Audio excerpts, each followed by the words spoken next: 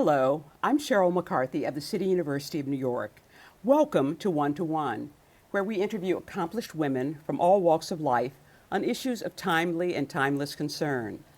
Susan Brownmiller, the feminist activist and writer, is probably best known for her 1975 book, Against Our Will: Men, Women, and Rape. Her 7 books also include a history of the women's rights movement, insights from her journey through Vietnam after the war, and a fictional account of the events that led to an infamous criminal case involving domestic abuse and murder. What you probably don't know is that she's also an avid gardener, not on a bucolic country estate, but on the terrace of her 20th floor apartment between Greenwich Village and the Meatpacking District. The garden is the source of inspiration for her latest book, and it's sure to strike a nerve with those who struggle to bring natural greenery, color, and beauty to a city of concrete, high-rises, and small spaces. My City High-Rise Garden has just been published by the Rutgers University Press. Welcome. Thank you, Sheryl. Susan, you're rent-controlled. Rent-stabilized. I'm sorry. Only those of us who are care. Your rent-stabilized penthouse yes. apartment has a terrace that wraps around 3 sides, right?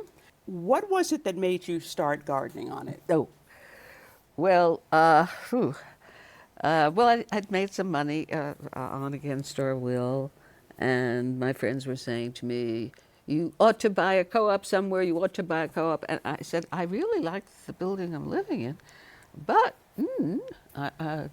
they do have penthouse terraces on the top floor. So I asked the super, to tell me if there was an apartment available up there. And he told me. He told me in funny circumstances, because an actor who lived in the building had also inquired if there was going to be a penthouse available.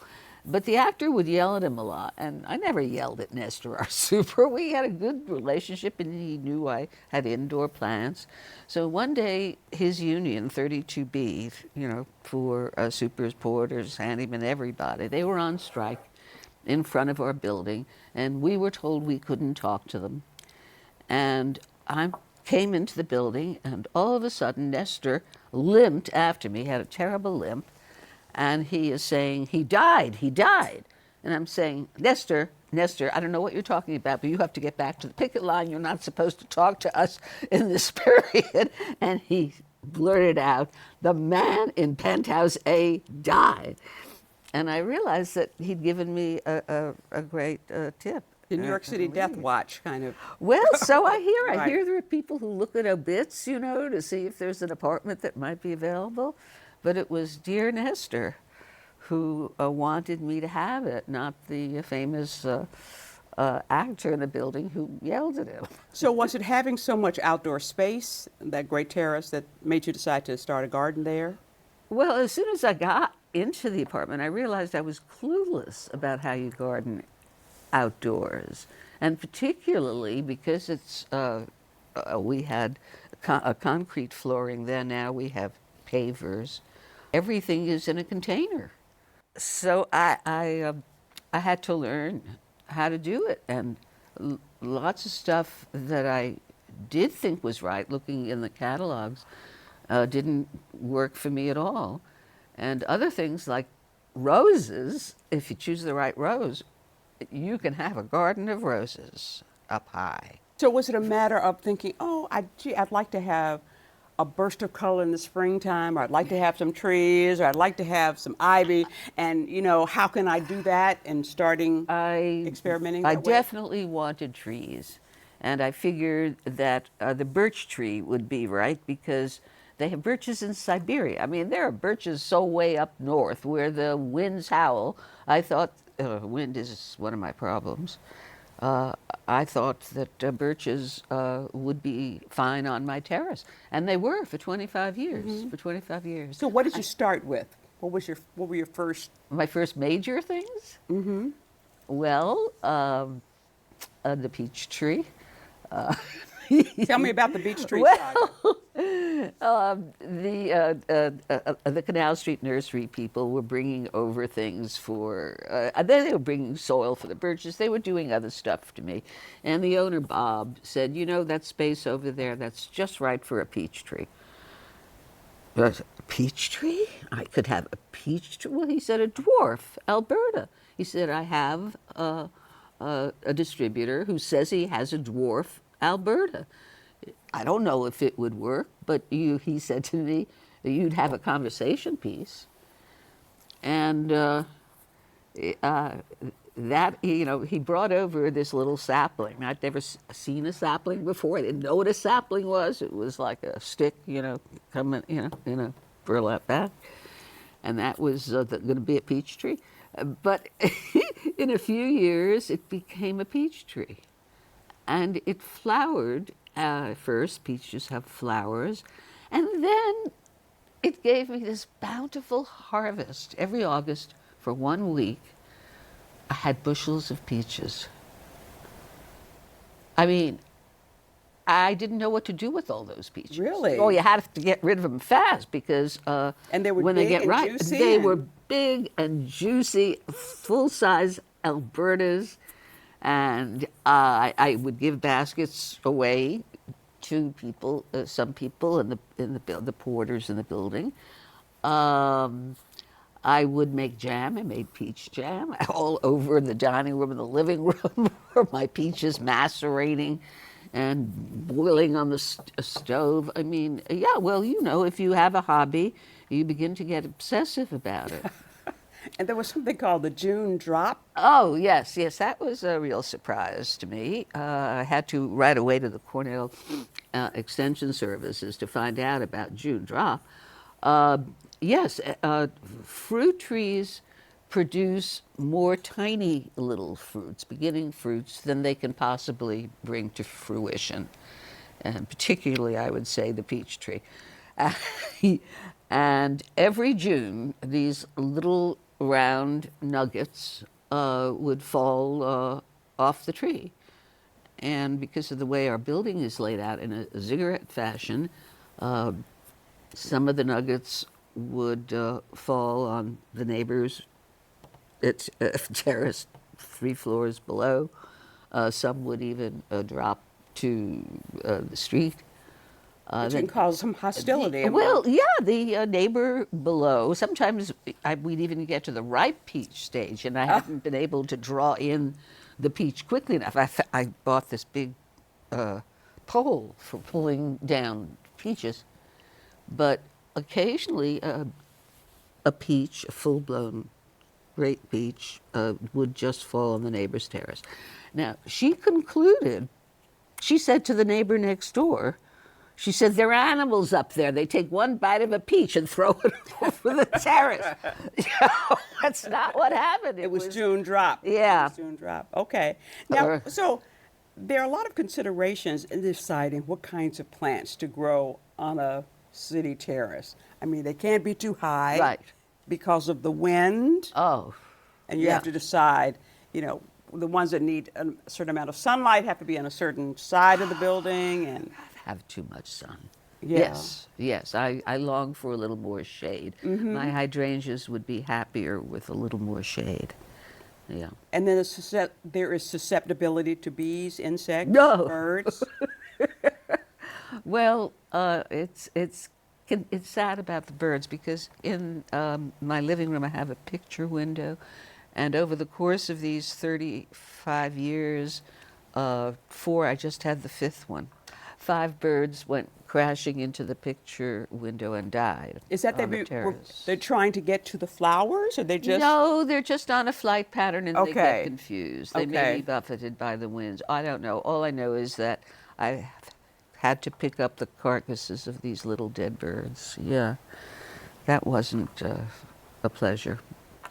I've never had that in any of my apartments. Your apartment is sort of a Bermuda Triangle for birds. Oh.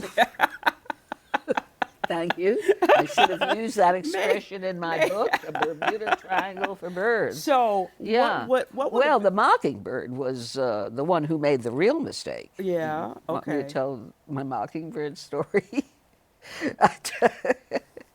Well, mockingbirds aren't supposed to make nests as high up as me, and actually a mockingbird chose the male mockingbird. They make the nest.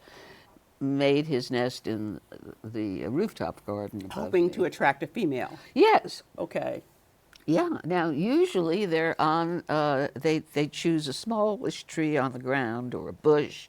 That's where they usually do their nest making and courting from. You know, they go high in the sky. But this one made a foolish choice. This male.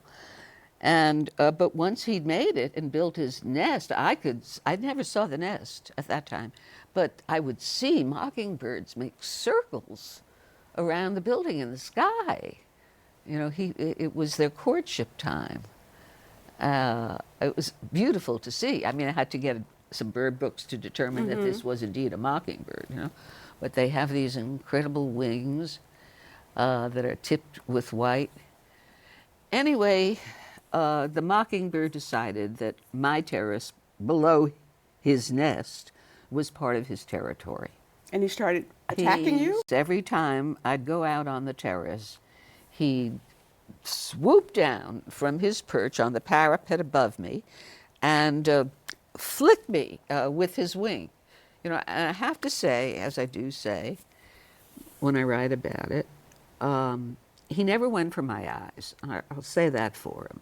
But he was determined to get me off his territory. And I got so jittery that when I'd go out on the terrace in the morning, usually with my first cup of coffee, he'd be right there, you know, trying to get me away. So I flew to the internet and discovered that there's quite a literature about attacking mockingbirds, you know. But he never attracted a mate, right? No, of course not. He was a fool of a mockingbird. Yes, I learned a lot about mockingbirds. So if somebody came to your apartment today, what would she see on your terrace? Today? Yes, today. With our delayed spring? Today, Not yeah. much. Not much, okay. No. Okay. Very little. In a couple of words, okay. How would you describe the day-to-day work of an urban gardener? There's a lot of work. There's always something to do, and particularly if your garden is all in containers, because the containers dry out. You just turn around and you say, hey, wait, that plant needs water in there. So there's constant dragging of the hose for me. I had an automatic watering system once, but it went the way of a building renovation and they took it down, so I water with a hose.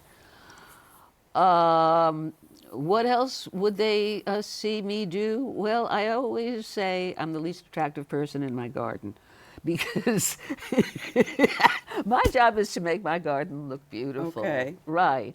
But in the course of that, I am wearing gloves, long sleeves, sometimes a hat, you know, because those roses, they get you, you know. I mean, it's everyone knows roses have thorns. Right. And when I'm trying to prune the rose, that thorn can just get between the glove and my long sleeved. Oh, and this is wool. Don't think I should wear wool near the roses because it's Right. snags. So you're watering, pruning, plucking, I'm looking. misting, Yes. fertilizing. Yeah, all those fertilizing. things. Okay. Yeah, praying for rain and then worried that there's too much rain.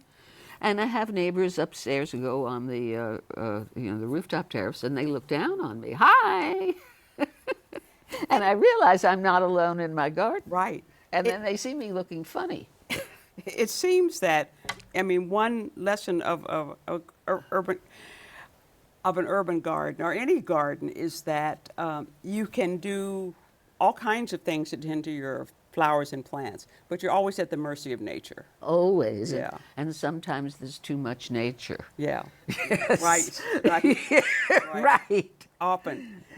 We're going to take a short break, and then we'll be back with more with Susan Brownmiller. Her latest book, My City High-Rise Garden, has just been published by the Rutgers University Press.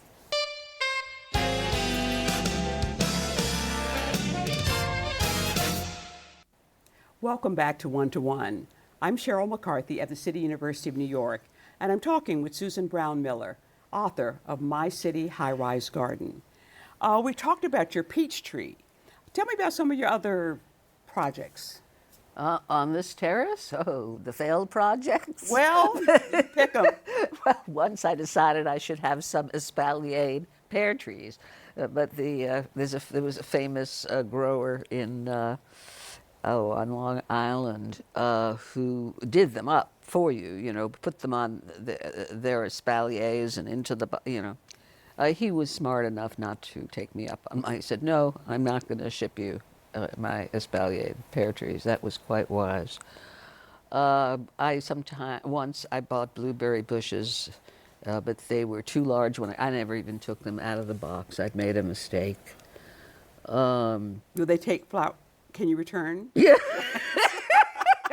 Get your money back? No, it's not easily. You can't say that you misjudged. At least I never have. But Gertrude Stein once said when she was young that she was afraid she was going to run out of books in her lifetime because she was such a voracious reader. When I started the garden, I thought I'd run out of space for something new that had caught my eye. But the truth is there are always some losses. Right, So right. I always had a space for something new. The ivy was a little tricky, right? Well, it was tricky because somebody on the fourth floor had a leak, and somebody fairly close below me had a leak, and they sent an engineer over to see. I mean, they will always blame the gardener on the terrace for any leak. Mm-hmm. This is a universal of city life. Oh, you have a leak. Well, look what she's growing up there. Of course you have a leak. That could be a title down for a there. horror movie, The Gardener on the Roof. Yes. Well, I think some people felt I was the horror. So they sent up somebody who was an engineer, and he saw that ivy. It was Boston ivy. Boston ivy does not get, it attaches by sticky pads. So it doesn't get into the cracks. It doesn't get into Okay. the cracks. But he saw it and said, aha, and started pulling my ivy off the bricks. And I know I screamed. And he desisted. But I had to prove to him that my ivy hadn't caused structural damage throughout the whole building. I had to get a lawyer. I had to get an engineer. And that engineer said to the building people, could I examine the apartment with the leak? And he very easily discovered that that apartment had a leak because there was a corroded drain pipe in its system. It had nothing to do with my poor ivy. Okay. Or me. Exonerated. I was amazed at the level of your horticultural expertise, your knowledge of the Latin names of various plants, their history, the hybrids, their nicknames, and there's some amazing nicknames for plants. And who knew what a scape is, or a tetraplod, or a rhizome, or... You think I knew when I began? So all of these things are things that you learned over the years? Yes. I bought so many other garden books by other people. And I also, when the internet started, up for real, Right. web, It's it's amazing what you can find on the web. What has your garden given you? Well, I can't say it gives me peace. It's an oasis for sure, but there's always something that demands my attention. It's just that, after I wrote Against Our Will, I wanted my book to speak for me for the rest of my life and its life. I didn't want to go chasing after rape for the rest of my life and be on the college lecture circuit. I mean, that path was open. I could be on it today. But I felt that Certainly today, right. Yeah, but that's not a way to live a life. And my father had always stressed that everyone should have a hobby.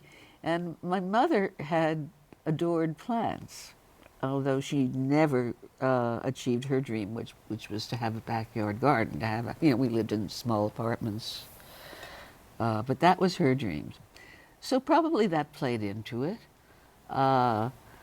People who have hobbies tend to get very involved in their hobbies, You write that when you are working in your garden, you're always smiling. Always smiling. Talking about it right now, I'm smiling a lot too. And I know you personally. I know you can be kind of grouchy. So if it's anything keeps you smiling. Thank you, Sheryl. Yes, I have quite a tart tongue. My book reflects that. Yes. Do you have any tips that you would pass on to people in the city who are trying to maintain gardens? I have lots of tips. Yeah. If you're high up like I am, you better only order things from catalogs for for a climate zone that's colder than what your climate zone is supposed to be. Like in New York, we are 7 to B. That's a beautiful climate zone for vegetables, for fruits. It's perfect for everything, but not if you're 20 floors up. Mm-hmm. It's not. I feel like I'm in zone 6 with wind. So that's the first thing you have to do, is grow things that will grow for you. And if not, and it's trial and error, I would think. Yeah, a lot of trial and error. You also write about, you bring into the book the river, the Hudson River, the July 4th fireworks, yes. 9/11. Well, do we have time to talk about that? We have a little time. Okay. The river, they suggest, most books about how to garden are concerned with landscaping great estates. People don't talk about basically balcony gardening. That's just not considered important enough. So I felt that it was real important because it's a dream to have a penthouse in New York, because Hollywood movies that have shot on fake sets have shown so many flowering bowers, in romance comedies mostly. It's also a dream to have a view of the river. When I moved in, nobody wanted to live that far west in the village, so close to the river. It was like a no man's area. So the river became my water feature. I didn't, as the experts suggested, have to put in a fountain with a recycled water. I just look out on that river and say, that's me out there too. It's part of I follow the river. I know when the tides shift and the currents shift. I see the boats go by. Increasingly, my view is obstructed by new development closer to the river, but nobody owes me a view. And that's one of the first things you learn in New York, is that nobody owes you a view forever. And you'll probably lose it at some point. I will. Right. I will. I think perhaps one of the lessons is that gardens, plants, flowers, like relationships, are ephemeral. Well, everything, yes. The answer is yes. Now, they say that peonies can last 100 years.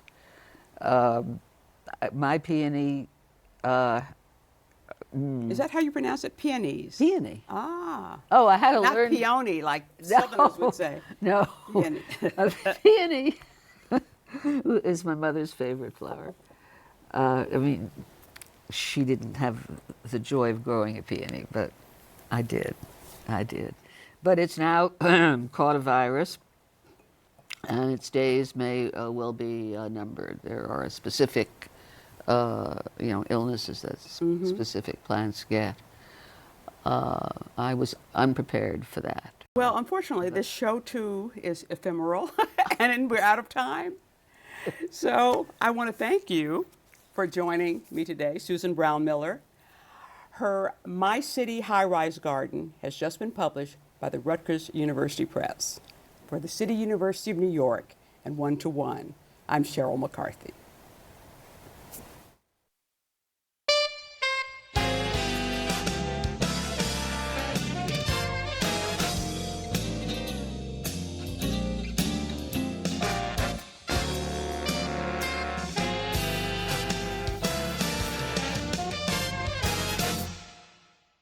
If there are any people you'd like to hear from or topics you'd like us to explore, please let us know. You can write to me at CUNY TV, 365 Fifth Avenue, New York, New York, 10016, or you can go to the website at cuny.tv and click on Contact Us. I look forward to hearing from you.